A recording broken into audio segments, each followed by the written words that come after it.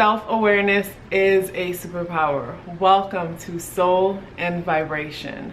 This video is about your rising sign. So you're going to need to know exactly what time you were born in order to get this placement. I'm going to put a link in the description box for a natal chart calculator. This link will take you to a site that will take in all your information and then give you a chart of your rising sign and some other information. So yeah, you're gonna need to know your birthday and the location and exact time of birth in order to get this calculation. And our rising sign is it's a super important placement. It also has an influence over our personality, just like our sun sign and our moon sign, except our rising sign is how people see us when they first see us. I like to consider the rising sign as our representative, how we like to represent ourselves. And I feel like if we look back to childhood and the way we perceive our household, that has a strong influence on how our rising sign develops. And I say that, but at the same time, after studying astrology and numerology for some time, I truly believe that we do choose our parents and our circumstances in order to gain the experiences that we need. Because you can look at a child's natal chart and kind of see the different influences that's going to be a part of their life, a part of their life experience, into molding them to be who they aspire to be in this life. So I feel like based on our rising signs and other placements like that, it's like we have the perfect parents. Whether we might consider them to be horrible or whatever, we have the perfect parents. We have the perfect parents who will influence and mold us into the characters that we are. So yeah, our rising sign, like I feel like our childhood plays a big part in helping us to stand into that role, stand into that mold. So when you think of a person's rising sign, think of the outside of a house or a building. So it's like, imagine on a street there's this beautiful house, but on the inside of the house, it looks like a house on the outside.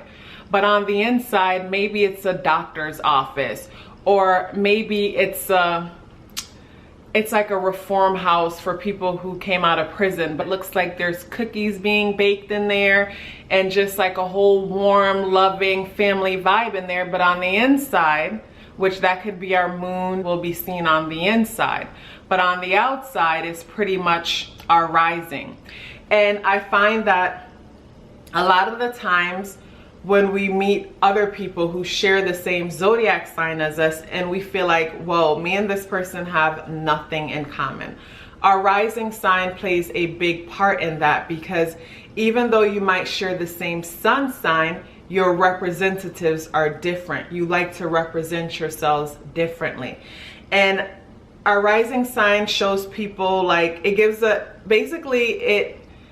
it's our way of presenting ourselves, but it goes deeper than that. It goes as deep as influencing our thoughts and how we keep up these image. Because say if your rising sign is, say like Virgo rising, that's my rising sign, and you come off as someone who is pretty much detailed, organized, consistent, who appear to have your life together, even if you really don't have your life together, your rising sign is going to influence you to keep that going. But not just influence you, it is also a part of you. So yes, you keep up the image, you try to keep up the image of your rising, but that energy is also a part of you. It's like a piece of a puzzle that goes together with the other placements to make up the whole. So yeah, this rising energy is also embedded in you, but keeping up your image is what helps you to activate and to pretty much keep getting better at this energy. But it is also a big part of your personality and who you are. Leo rising. So when you have Leo on the ascendant, or Leo as your rising sign, the sun plays a major part in all aspects of your life because the sun is your chart ruler. So having the sun as your chart ruler and playing such a big role in everything that you do, you might come off a bit self-centered and egotistical to some. And this will depend on your level of maturity for the most part. But skipping past that, having Leo on the ascendant, you are someone who comes off as royalty. You might have really thick, full hair, and if you don't have thick, full hair, there is something about your facial features that either look lioness or lion-like or cat-like, you know, because Leo the lion also represents, you know, the cat family. So you will have that kind of energy about you when it comes to your appearance. But yeah, having Leo on the ascendant, you come off as someone who is dignified, someone who is no joke, someone who you want to think twice before you mess with. Because even though Leo could be chilled, the Leo energy could be chilled, but at the same time, you can feel that courage and that strength when you come across a Leo. There is always this sense of like kingly, queenly vibe. It's like there's a sense of dominance and confidence when you are in the presence of a Leo rising. As a Leo rising, you might find that you find pleasure in bringing people together. And this all goes back to the lion and the pride. So yes, like the Lion King, you find pleasure in bringing all of your friends together, bringing your family members together. You also find pleasure in helping people. Like being of service to other people is something that will make you feel good about yourself. Naturally, you look like someone who can take over and take charge and take the lead. You might find that at work, you're aspiring to be the manager or the supervisor, and you may do a really good job at this. One thing to consider though is I feel like with the sun energy being so strong and so dominant, and Leo being such fixed masculine energy, fixed meaning expressive, no, fixed meaning, yeah, fixed, but masculine meaning expressive and how you gain energy. Your fire, and Leo being a fire sign, your fire might be a bit much for some people. So meaning the way you come off or the way you express yourself might be intimidating to some people. So they might perceive this as arrogance or perceive the way you communicate as being condescending, when really that is not your intentions. You are not trying to make them feel small, but it is just that you come off like a king or a queen. And depending on where a person might be within their self-confidence, your energy might make them feel really small and insignificant, even if that is not your intentions. With Leo being on the ascendant, you are someone who is naturally creative.